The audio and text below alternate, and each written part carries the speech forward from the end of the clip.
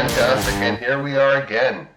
And welcome everyone to the Utility Strategy podcast, brought to you by people who want to let you know what's going on in the utility investigation engineering world, and really help develop the understanding that as a community we can get together and really come up with new solutions. I am very lucky that today I have a good friend of mine, actually, a gentleman who's also paved the way in the utility engineering industry, and he's actually the past president, the current past president of UESI. That's the Utility Engineering Survey Institute. It's my good friend John Campbell.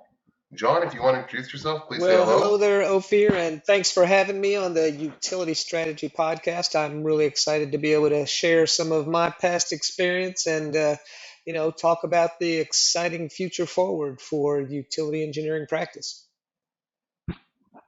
That's fantastic. And John, you know what? You are sweet 17 in terms of the number of utility strategy podcasts that we've done in North America so far.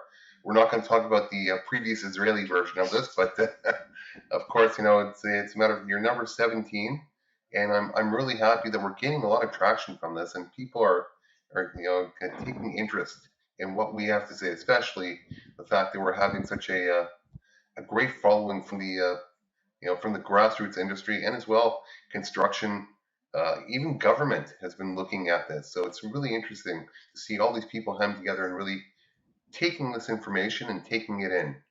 So as I stated in my introduction, John is a good friend. But John, if you want to introduce yourself and just give a little bit about what you have done over the years, just a quick 10-second, or actually we'll give you a 40-second mini biography on John With, Campbell. with a Go ahead. 40-second burst, I'm going to have to talk pretty quick because we're talking about 40 years, so that's about a second a year.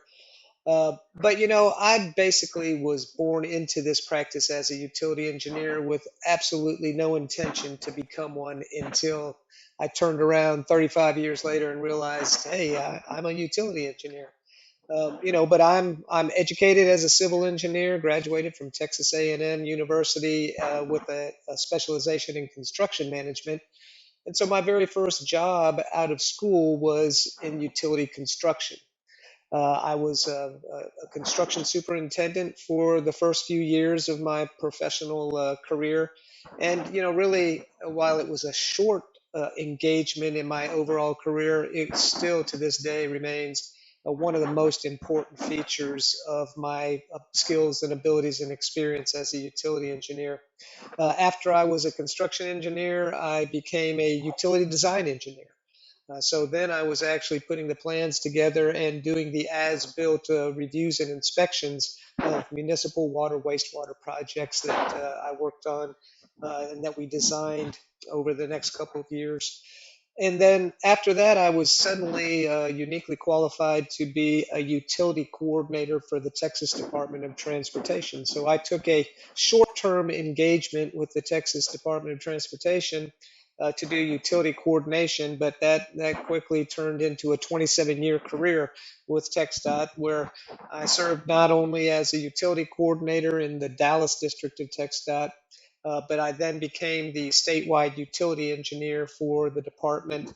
And then ultimately, I spent my last 17 years with TxDOT as the director of the right of way division, which had responsibility, sure enough, for the utility program and practices. So that So, John, I'm going to ask you a question. You say you were a civil servant. You were a civil servant by surprise, we'll call it. That small stint, that original contract turned into a long-term career as a civil servant. Then that is what you're that's saying. exactly what I'm saying, Ophir. It was without intention. In fact, I've planned every step of the way on 5-year plans. And it's important to have a plan so that you've got some foundation from which to adjust and overcome and adapt when plans don't go as intended. I think it was John Lennon that said that life is what happens when we're making plans for doing other things. Well, that's exactly how my utility career resulted. I had different plans, but it all came back to to doing every aspect pretty much of this utility business. Yeah, you just said something very interesting. You said adapt and overcome, and that's actually a very military term. Absolutely. Did you actually? I think you actually told me that you spent some time in the I military as did, well. but more importantly, I was born into a military family. I'd mentioned I was educated in civil engineering, but I'm actually a third generation civil engineer. Both my father and my grandfather served careers in the U.S. Army Corps of Engineers, both of them as civil engineers. So I had sort of a natural tendency to head that way, and although I did graduate from Texas A&M, I first went to the United States Air Force Academy for 4 years where I was studying mechanical engineering.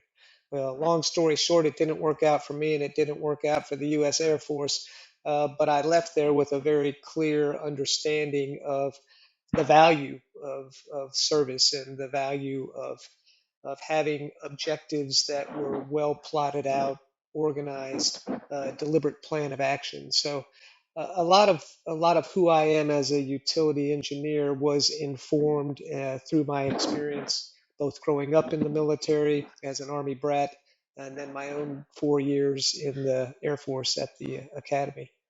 Um, of course, I always strayed a little bit from the path. Both my father and my grandfather were Army civil engineers. I went to the Air Force Academy, which was a slight departure. But when I separated from the Air Force and then continued my education at Texas A&M, I also switched my majors from mechanical engineering to civil engineering. So it was destined to be that third generation CE. That's really interesting. So I'm going to ask you another question, and this is a funny one actually. Have you spent your entire career in Texas, or have you been around the United States, or have you just been in that one spot? Because you stated that you worked for TxDOT 27 years already. Have you always been a Texan? I haven't always been a Texan. I'm a native Texan by coincidence because, as I mentioned, when my parents were traveling the U.S. and abroad in my father's military career, they were just passing through Texas, and in fact, they were passing through Texas A&M, where my father got a graduate degree in civil engineering, and that's where I was born. I'm one of five siblings, but like most military families, none of us were born in the same place. So it really was kind of destiny that not only did I return to Texas to complete my education, but I haven't left since. And so you're correct. Every one of my professional engagements has been here in Texas, a place I never thought I would visit, yet alone spend the rest of my professional career in. So, from all those years of experience, let's really start focusing on your textile years. I just want to understand, what was the what was your awareness of utilities, of impact of utilities, and how did you actually evolve into that utility engineer, and then eventually the head of right away? Like, what brought you to that, seeing the light of the utility path? Well, it was by being knocked in the head with the realities of the challenges of existing utility infrastructure. Prior to me going to TxDOT, I had mentioned I was in utility construction for a couple of years in the private sector. And that was the first awakening of the necessity for some standardization, some oversight, some better way of documenting utilities as they went in because I was there constructing utilities and came to the realization right away that, other than the fact that there might be an inspector on the edge of the ditch washing what I put in during the day, when there's not, there's virtually no record of where it actually went other than the way it was designed.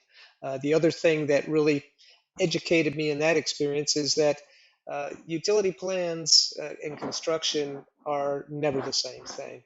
It's a very dynamic environment when you're in construction, and while your intentions are always to put them in accordance with plans, the fact is when you're out there doing the work, you see obstacles that weren't anticipated, you adapt, you overcome, you put the project in the ground. So from the very earliest stages of my career, I started to see this disconnect between an engineered product and the actual reality of what goes in.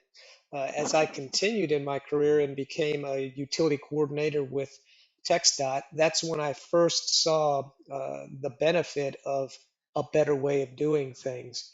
And TxDOT, like the military, is a place where you're in practice to do the right thing in service to the people that you are dealing with. In my case, with TxDOT, it's those citizens of Texas, and you're looking to serve them as well as protect their interests in the investment in their utility infrastructure, their interests in just the safety of being able to realize and take for granted the constant delivery of utility services to their homes without worry for the fact that it's a very risky environment. It's very risky by its nature because it's unknown. You bury these utility facilities at the end of the day when they're constructed, and there's virtually no further understanding of, with any amount of certainty, as where things are. Over 5 years of working as a utility coordinator, I really came to terms with the need to have a better sense of where things were, so that as we developed our highway infrastructure projects, we knew they were going to be impacted by the utilities that were there. And we also knew the great challenges of trying to get a better sense of where they were. Not only where they were, but who was out there, which utilities actually had infrastructure in place. So when I Now, John, I'm going to ask you a question. How did you seem to have a passion for utilities? Has that always been the case, or is it from that day to day of doing the utility coordination that you actually gain this passion for utilities? Because when I hear you talk about it, your face almost lights up as if you're talking about something that you love and that you've it's been a part of your life for the last I don't know, quarter century. Absolutely. It is something that, sometimes when you're a logical mind that takes one step based upon where the last step was from, you don't recognize passion until you're looking in the rearview mirror and coming to the realization that, yes, I do have a great deal of passion for this area of practice. And it's because of the uncertainty, it's because of the unknown, it's because of the fact that it's a challenge every project, every day. You can't get into a rut of expecting what you know is going to be expected because it is also uncertain. But casting the light of less uncertainty, of more knowledge, of more documentation of where things are, that continues to be the objective. That continues to be, what keeps me excited about being in this business. And thankfully now, at a point in my career that I never really thought I would see uh, coming into focus, that we are actually at a place where we can start to get some significant steps forward in not just organizing this subsurface environment, but much better documentation of the environment, standards that we're able to put in practice now so that everyone that comes along in the future has a common playbook or a common guidance by which to do the work that they do.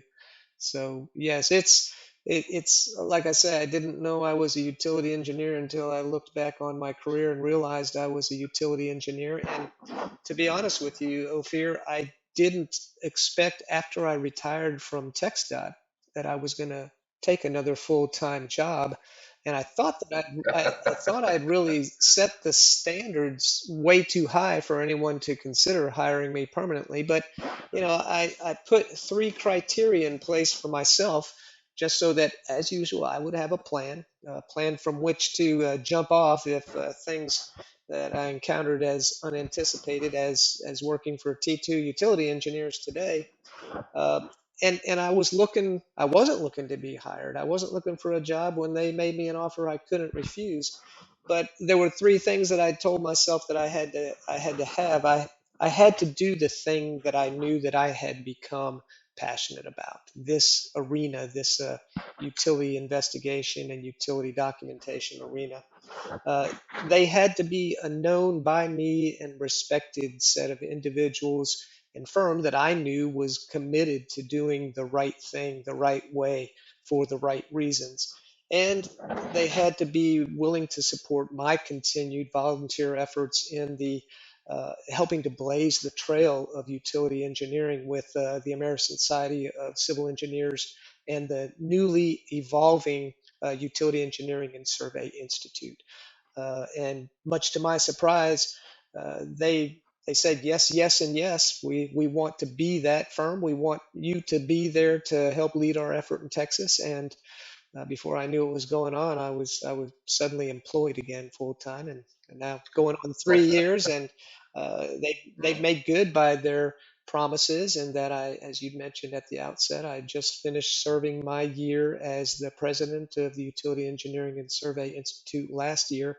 I currently serve as the immediate past president, and that's also my final year as a voting member on the board of the Utility Engineering and Survey Institute. So well, I've been here to see some really exciting things happen. Exciting to me, again, to me and those of us that do have a passion for this in the evolution of the ASCE 38 standard for subsurface utility engineering. We're going to be publishing here this summer the long-awaited update ASCE 3822, which will further clarify those standards, provide a lot more guidance to practitioners, help emphasize what that professional standard of care means for a properly performed utility investigation. And then that's going to be followed very, very quickly by a brand new UESI ASCE standard 75-22, which we refer the short title as the as installed standard, but it will now establish the criteria for documenting utilities as they're installed. So these very things that I recognized early in my career as needs, and then saw emphasized through my experiences throughout the career, are actually coming into practice. And I'm pleased to have been able to be right there on the front lines fighting for these things to happen. I ramble on a bit, but So, sure. John, I'm going to regress a bit in terms of what we were talking about. But you went from being the utility coordinator to I believe you said the chief engineer, the head of right of way for all of Texas. Correct. And that And was, what did that entail? Yeah. well, as I mentioned, my first engagement with TxDOT, my planned 5-year plan with TxDOT was to do utility coordination in the Dallas district.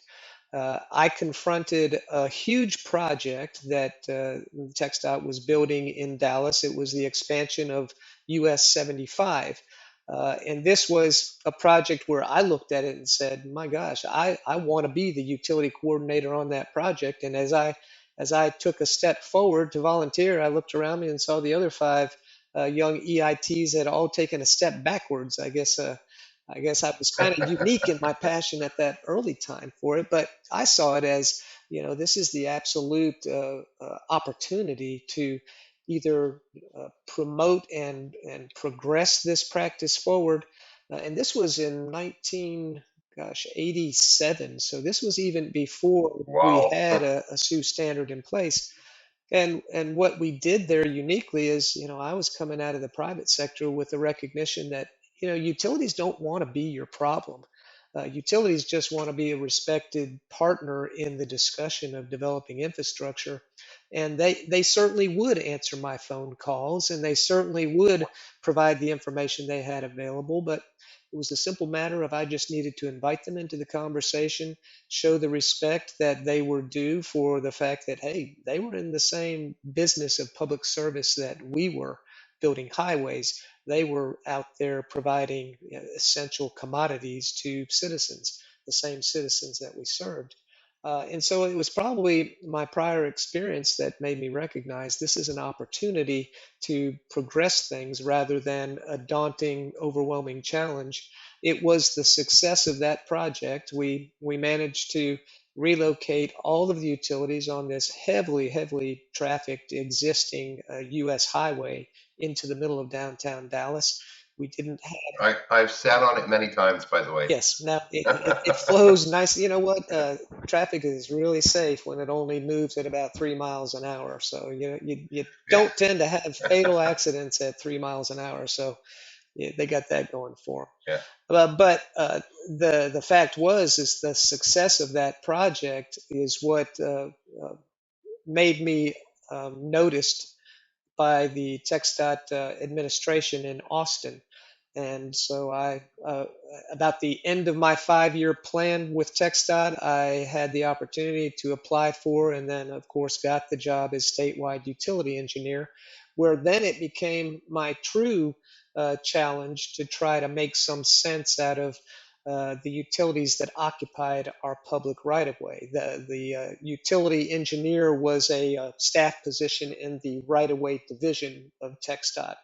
And my role then was to try to manage these utility assets that occupied our 1.2 million acres of property underlying the Texas highway system. And so that was when I first met a lot of the names that have come to be known, notorious, and famously throughout the utility engineering professional world. That's when I met Jim Onspach, who was at that time working as a utility investigations innovator. Really, he was one of the first to bring geophysical equipment into the business of investigating for existing utilities on projects. I met Jim when he was traveling with Paul Scott, who was at that time, HWA. Yeah. yeah, the Federal Highway Administrator's nationwide utility coordinator. So I met both of them at the time that I was looking for a solution to map those utilities on TxDOT right away when they were out there selling this new practice called SU, or subsurface utility engineering. And so it was in that job that I was able to put the first contracts in place for subsurface utility engineering investigations at TxDOT. And we then, kept up and maintained what has been and to this day is a lifelong affiliation with one another as we've all worked to advance this practice of utility engineering. So yeah, it was a very formative role that I played. I did that for just 5 years, and that marked the end of my second 5 year plan with TxDOT. I thought, okay, well, 10 years is a good run. We'll go ahead and get back out there into the fight again. And I don't think anyone really knows how it happened to this day, but somehow or another, I found myself in the position of the right-of-way director for TxDOT, which of course was a promotion up and included responsibility for the statewide utility budget and program and policies. So even though the title was right-of-way director, it continued to keep me front and center on the issues associated with putting a world-class utility program in place, which I feel confident that we established at TxDOT during my time there, and am proud to see so much of what I started to build has been carried on and improved, and TxDOT to this day exists as one of the leaders in the utility realm across the country. So very, very formative Now, time for me. I know that I'm speaking to the utility converted because you are Mr. Utilities for Texas, as we're now learning. But can you give me three different things which have happened in your TxDOT days that really provided you the forming and foundation of where you are today? Those three key items which happened to you within those first years in your career that really pushed you to be who you are today. Well, I would say certainly the first of those things happened when I was a utility coordinator in the Dallas district. And that was a very, stepping up and partnering with the engineering firm and the city of Dallas is how we accomplished the success we had on that project. As I said at the time, the organized process of investigating a project that is espoused under ASCE 38 didn't exist yet, or it certainly didn't exist to my knowledge. But we took a very practical approach that was informed by our collective experience. There were really three partners to that project. It was the city of Dallas, who was looking to get a master plan for the utilities before and after uh, the uh, the development of the US 75 highway. They had hired a engineer for the city's engineer, and that was Half and Associates at the time. And Half and Associates then partnered with TxDOT and myself to do just that, to try to identify where the existing utilities were, such that we could inventory them and plan a spot for them to go after the construction, or in the construction phase of the project.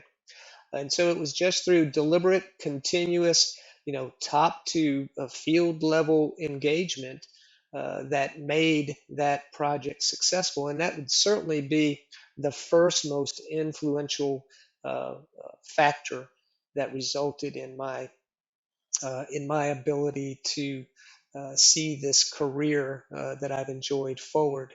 The second most impactful event was, as I mentioned briefly just a minute ago, was being in a position to solve the problem associated with inventorying or mapping the utilities that underlie the state highway system when I took the job as the statewide utility engineer. But the mechanism that I discovered that was available to us was the annual research program that all DOTs had available, but yet not all DOTs either regularly spent that research money allocation from the Federal Highway Administration, or even knew that they had access to it. It was during this time that I became involved with AASHTO, the American Association of State Highway Transportation Officials, and specifically with their utility committee. At the time, it was called the AASHTO Utility Subcommittee, because it was a subcommittee of the Standing Committee on Highways.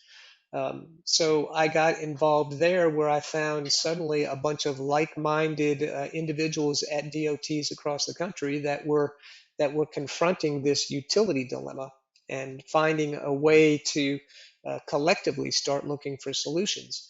I began to write problem statements for research initiatives, and we initiated the first for TxDOT and the first for a lot of the DOTs across the country. We initiated some of the first utility research initiatives.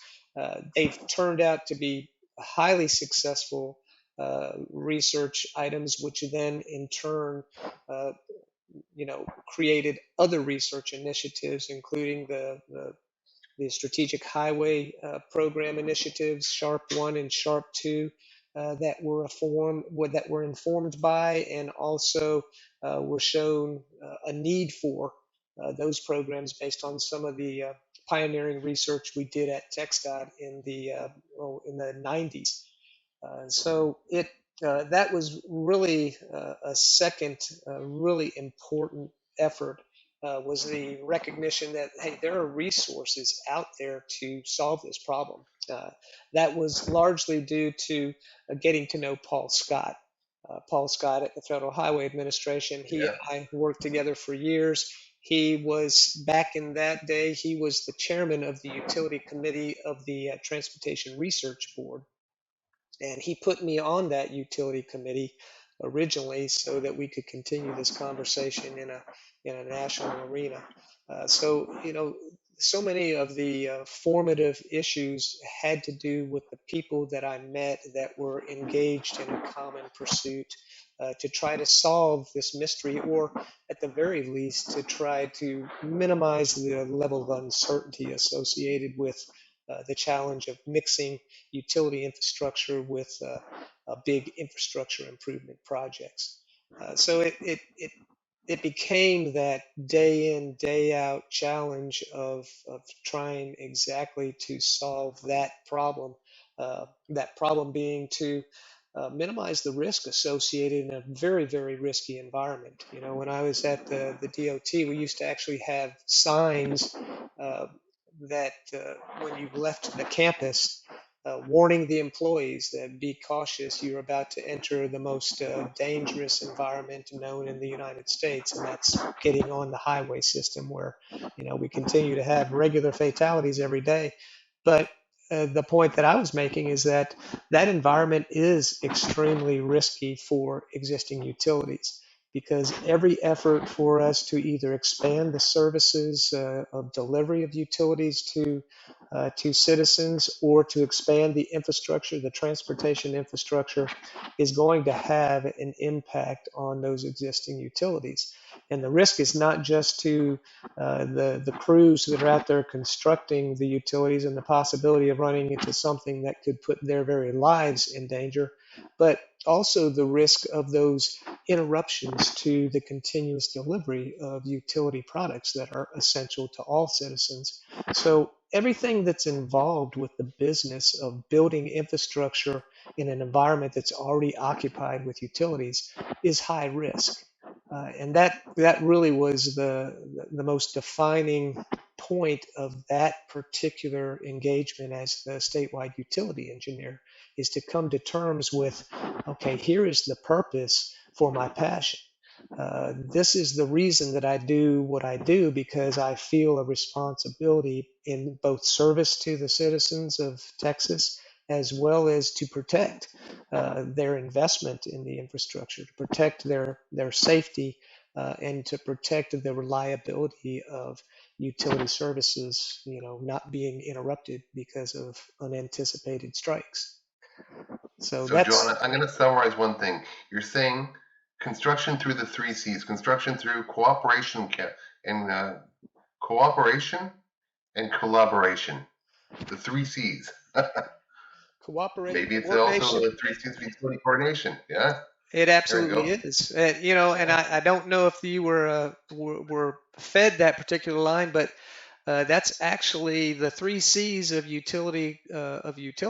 I coined that phrase, and in the first presentation that I gave to an AASHTO subcommittee uh, group at one of their annual meetings, and Paul Scott came up afterwards and said, I really liked those three C's. Do you mind if I use that? And I said, absolutely. Take it forward and let's get the world to understand the relative simple message of making these things work successfully is just to cooperate, to coordinate, and to communicate with your utility counterparts. And so, yeah. You know what? It's really funny. I think we think alike then, because I may have heard that once. I think actually you might be right. It might have been Paul Scott Mm. way back when we were having a utility coordination. I remember I used to join in on his Wednesday sessions. He used to have Wednesday information sessions back in his when he was a T2 as well, and when I was a T2, when I I would really enjoy his Wednesday information tidbits, and that was one thing I looked forward to every week. Yeah, that was So one of the benefits of coming to work for T2 is that I at least once a week got to hear the calming, reassuring, pleasant voice of Paul Scott as he told all of those of us that were in this practice, a little bit of the experience of us getting to where we were. So I still try to keep in touch with Paul. He's fully retired now, but he still maintains that passionate interest in our success and the evolution of UESI. that's fantastic. So we've gone through your TxDOT career. Now let's transition a little bit. You also did a lot of public advocacy for the actual utility engineering world. How did you get involved in the ASC or UESI? And as the past president, it just highlights if you get involved and you really care, you can actually make a difference. So let's hear about the difference that you believe that that has come out of UESI. Well, I was really enthusiastic about UESI and it getting set up and ready to go forward. In fact, the timing at which UESI was coming into reality was exactly with the timing of my retirement from TxDOT. And I fully intended to remain active in the associations that I had become involved with. The problem with AASHTO as an association is that once you're not an active employee of a DOT, you're no longer an ASHTO member, which I always saw as a potential flaw in that organizational structure because you kind of lose connection with that group of highly experienced people just as soon as they quit serving in a DOT. But I was planning on spending my retirement, and I did successfully retire for 3 years from 2016 to 2019 from TxDOT. And during that time, uh, it was when UESI was in its formative stages.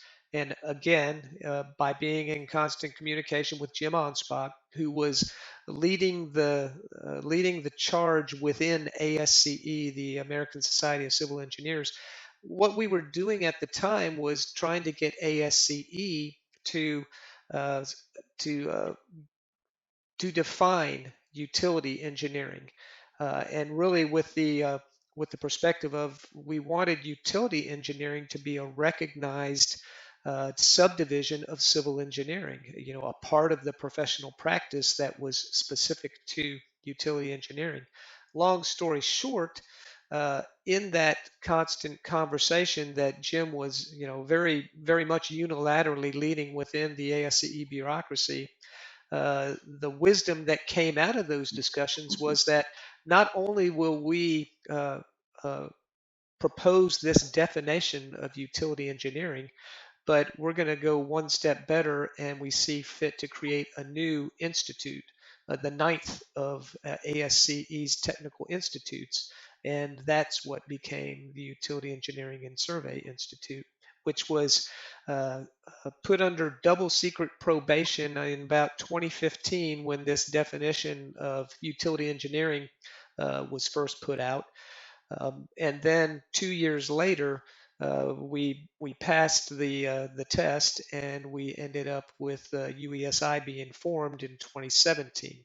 So I spent a lot of my retired time, those 3 years, just volunteering time and effort to that business of it started out as us just wanting to get a definition of utility engineering established and written the way that it is written today, where it was not only the business of designing and developing and building utility infrastructure, but also the interaction of those utility systems with each other and with other civil infrastructure, because that was really that arena of practice that required so much professional judgment and professional experience in order to really speak to it as a professional practice. So I had already become pretty well known in the established circles of utilities through the ASHTO, what is now known as CRUO, the Committee on Right-of-Way Utilities and Outdoor Advertising. I had become well Actually, that known. sorry, that combination between outdoor advertising and utility, I'm still trying to get around that, what the connection is, but I guess maybe that's Well, only me. But no, no, I can give you a little hint on that. It was one of those hotly debated issues of, outdoor advertising is a non-department owned asset, which typically is associated with the right of way. And so outdoor advertising is one of those, in accordance with federal laws associated with the control of outdoor advertising. Those laws are all managed and administered in the right of way divisions or the right of way sections of the various DOTs. So they were looking for a home such that ASHTO could combine two parallel efforts, basically associated with the same thing, the management of outdoor advertising control and this committee that already existed and had a long history, the Right of Way and Utilities Committee. So it got it got glommed on just about the time that I was retiring. I think the year before I retired was when we accepted outdoor advertising into that same committee. But it was because similar staffers at the DOTs were performing the same functions associated with the control of outdoor advertising as were involved in right of way, property management, and utility infrastructure management. So it was kind of a natural fit. They'll continue to be their own bizarre entities because all of their assets actually do not occupy the state right of way. They're outside of the right of way by conditions of the laws associated with outdoor advertising. But anyway, I digress. I forget what your original question was. Uh, my original question was about UESI and your passion for Yes. advocacy, and we were just talking about uh, your post TxDOT years of retirement, but still being really involved, and you were just getting to the part where I believe you were going to become president. Well, that was what was happening as I proceeded with just volunteer effort. The ASCE folks, because I had come to know so many of them over the years, were familiar with me, and so they didn't hesitate to jump on my availability and willingness to participate once I retired. So I started traveling to all of the same venues as I had before, but this time under ASCE's wing and out there promoting the advancement of UESI with the DOTs, with municipalities and other states. So it was through that business of being involved as UESI was set up. I was named to. I was actually appointed in those days before we had regular membership elections, but I was appointed to head up the Utility Risk Management Division of UESI by Jim Onspach when he was the president of UESI, and so I served as that chairman for a couple of years, which then qualified me for consideration to be elected UESI president-elect.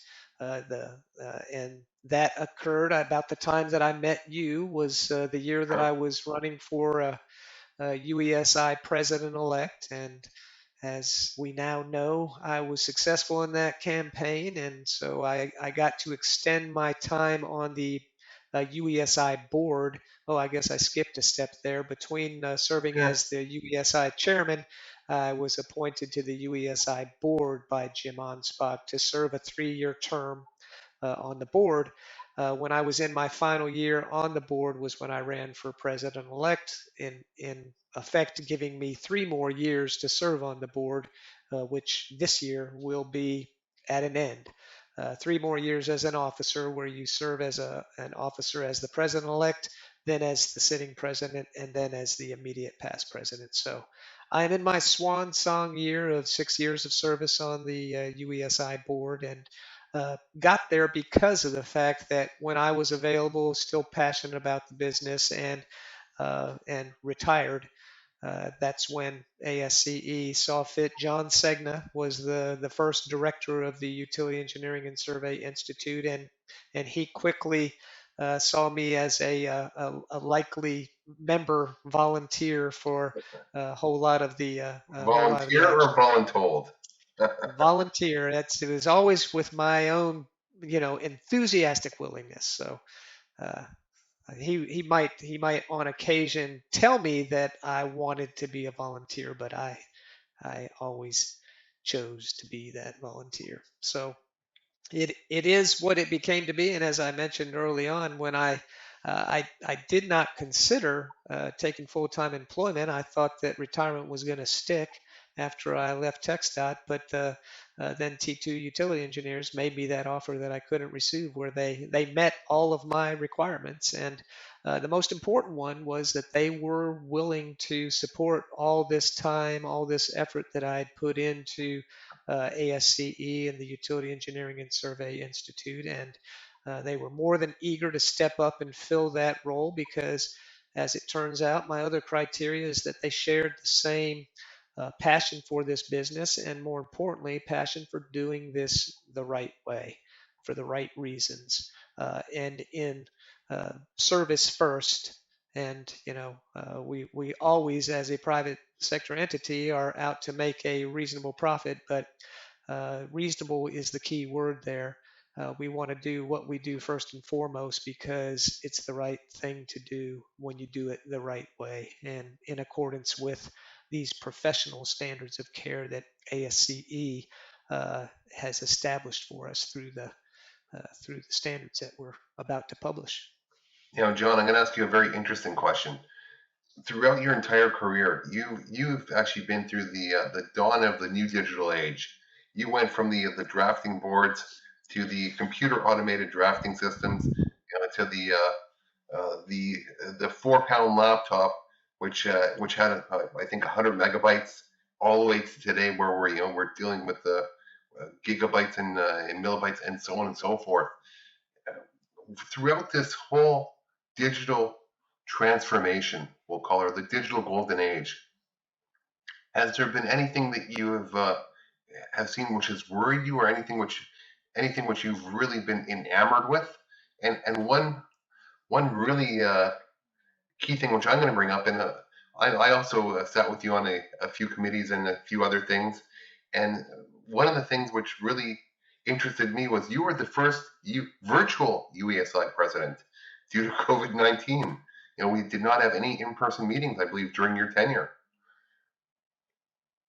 Well, I think that was, if there's anything good or positive that came out of our sequestration for a couple of years there, it was to force this fact of the need to engage electronically on all of us. It became a necessity of continuing business, but I think it's been a hugely positively impactful consequence in that, people of my generation, of my age, they were still able to claim that they didn't use computers or that they didn't participate in video teleconferencing, but it became impossible to play that card, and it forced all of us to get there faster and to improve the quality of the communications in the virtual realm. So I think that was probably the most significant advancement that brought all of us along, regardless of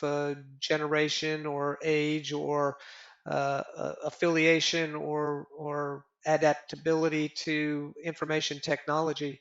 One of the things that I see as the largest concern, and I think this became apparent to a lot of us that were in the pursuit of managing utility infrastructure, is proliferation of data. At first our effort was we need to get the data. Well, more precisely, we needed to develop useful information, to take that data and be able to process it into information that was going to be valuable to us in terms of managing those assets. And as the capabilities have grown, that becomes the largest challenge going forward, is the managing that just huge amounts of data, both the hardware necessary to do it, the technology of where and how you store it, and most importantly, the ability to turn that data into usable information that will help the bottom line objective, and that's to effectively manage the infrastructure such that we have a more confident idea of where utility infrastructure is located. Trust me, I'm living that right now. Yeah. So, yeah, along with being that virtual president, and taking, I really like the way you put it, proliferation of data, and taking all that information and making it usable. That's really, really amazing. So now, you're in your you're in your private sector life of T2 Utility Engineers. You're the president of UESI. Tell me what that big difference was, or that shock that you received going from the public to the private, or even that revelation of what what things did you find out about the utility world that had changed from your initial construction days to consulting days, with that little time period in between as being a civil servant or a TxDOT employee? Well, the first thing that strikes me is the qualifications of the bottom line worker, the workers that are there on the job in the field. They have highly sophisticated skills that we didn't even imagine back in my days in construction.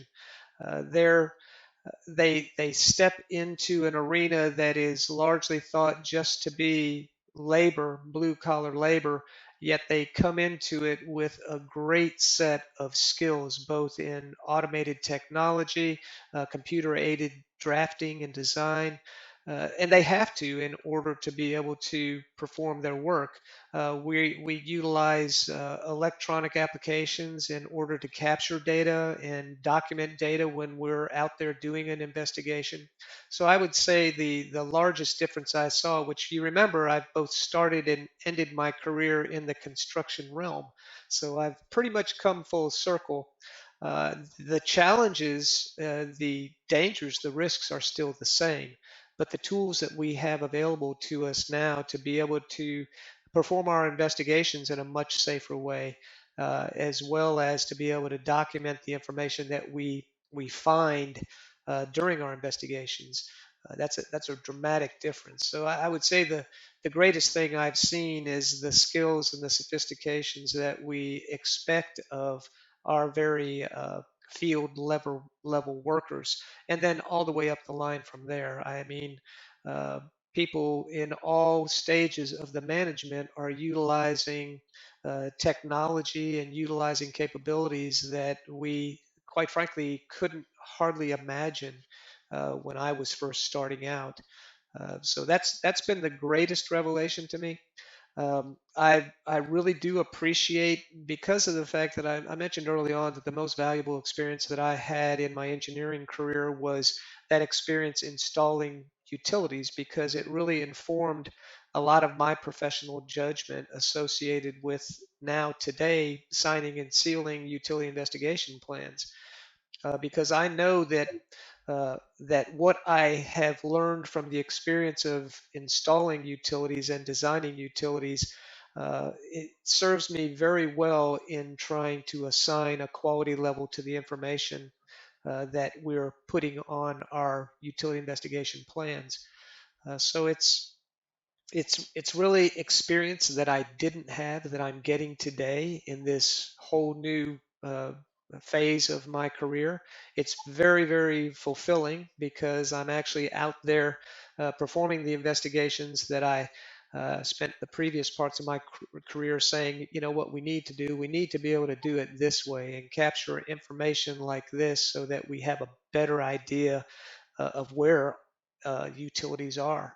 I actually put a research project together when I was with TxDOT, and my challenge that I wrote up in the problem statement was, I'm sitting here on top of just all manner of utility records. I've got some utility records that are as good as a full investigation, complete with exposing utilities. I have a full set of SUE plans, but then I've also got permits that were literally written on the back of an envelope. All of that information is valuable to me if my desire is to have a better idea of who's there and what they're out there with. So it wasn't, well, you can throw away the bad quality stuff and you can keep the good quality stuff. It's like, no, I need a way to manage all of the information and be able to qualify that information so that I have more or less certainty with regard to the utility location. So I, I know that that is one of the real revelations of working on this end of my career and on this end, this front lines of utility investigations. But it's again, it continues to be the mystery that keeps on giving. The challenge that's new every day. The only thing I didn't anticipate is that, you know what, uh, you have a lot more energy for this pace of play when you're 25 versus when you're 60 or so. But it's been a pleasure. I look forward to many more years as long as I can stay engaged in this, and as long as I can help mentor and invest that same passion, that same enthusiasm in the people that I'm responsible for today. I figure it's a good day if I see that light of curiosity come on when they confront a project. It's not just about the production we get that day, but solving the riddle, solving the mystery. Wow. Now that's actually very deep, and that's something I love to hear. Any words or any thoughts on the future of what you see coming up next in your in your utility investigation career, and of course, it'll be a second retirement one day. And just in one terms of of these days. what you see next and what's going to happen with the technology. Well, the technological advancement, that's one of the reasons, that's one of the prime objectives of forming the Utility Engineering and Survey Institute, is that we want to be at the front edge of those conversations of the evolution of technology. Uh, you know, Unmanned aerial craft to be able to inventory utilities, to be able to capture advanced records, to be able to source from records that we weren't able to source from in the past. That's the direction that we're heading, is looking for more information. And when I say more information, again, it's with that caveat of we've got to be able to address the proliferation of data for the preference of getting more information, more valuable information to inform our decisions about joining utility infrastructure with infrastructure improvement projects. So that's where I see it going. I see us continually looking to get better quality information and organize this proliferation of data that we've been gathering. We've been gathering data quicker than the technology has been advancing quicker than we've been gathering the data, and we've been gathering just vast volumes of data. So bringing those two features together is really going to be the key going forward. Risk management is one of the features of utility investigations, that risk management objective, but asset management is going to become just as important, and us putting out consistent ways to make good usable information out of the data that we're gathering. Wow, I think that's what I think's happening next. that's absolutely amazing. So we're just about out of time, but this hour which I've spent with you, John, and I can truly say that every time I sit down and speak to you, I really enjoy our conversations. Off camera, on camera, over a beer, over a taco, whatever else we've done together over the years. It's always been for me a fulfilling experience to talk and to just really listen to what you have to say. And I've really enjoyed my hour with you, and I hope everyone else enjoys and gets to take away those little tidbits and those little pieces of information, those key words, which will really uh, be formative in terms of their careers.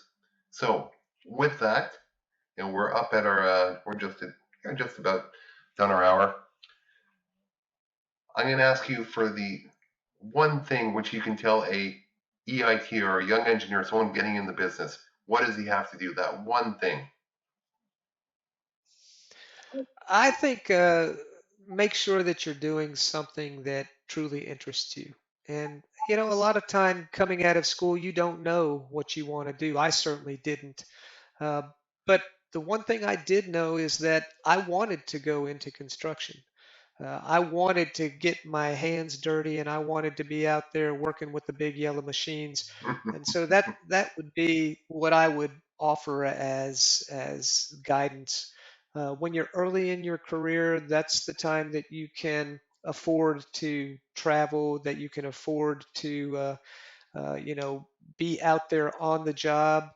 I would take advantage of the opportunity to get involved at the construction level first. I'd make that recommendation to all aspiring young engineering professionals, and really just any practitioner that wants to be in this type of business.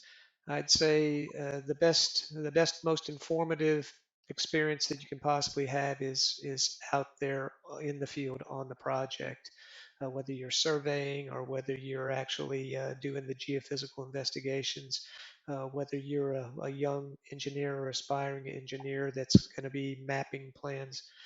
The best place to inform that knowledge is out there in construction. And the last thing I'm gonna ask you, who do you think I should invite next to sit down with me for the utility strategy podcast? Well, you've talked with Jim Onspach on Yeah. a couple of occasions, so I know you've got that covered. Have you talked with our Canadian counterpart, Lawrence Arcand? You know what? He is on my list, and because you said that, I will make sure to push it up a little bit. And Well, yeah. he's always good for an entertaining tidbit or two, and of course he's largely responsible for me coming back out of this realm of retirement. So he'd be the guy that I would throw under that bus next. And Lawrence continues to serve on the UESI Board of Governors. I know he shares a similar philosophy and similar values associated with this realm of our practice. So I'm gonna go ahead and throw Lawrence under the Ophir bus. I don't know why you call it the Ophir bus. It's the Forum Utility Strategy Podcast bus, but that's okay. So with that, That's right. thank you very much. I do appreciate your time. I am going to be seeing you in Indianapolis in the end of July for the Pipeline Conference. And actually, I believe, yeah. Absolutely. And I know you're actually teaching one of the sessions which I've been putting together for the short course. So I look forward to that. And everyone else, if anyone has any questions, you can put a comment down, and we will get back to you. And if you would like John Campbell's information, feel free to reach out, and I will gladly give it to you. So thank you very much, everyone, and I'm looking forward to talking to the next couple of people for the Utility Strategy Podcast. Thank you. Thanks a lot. Thank you, Ophir.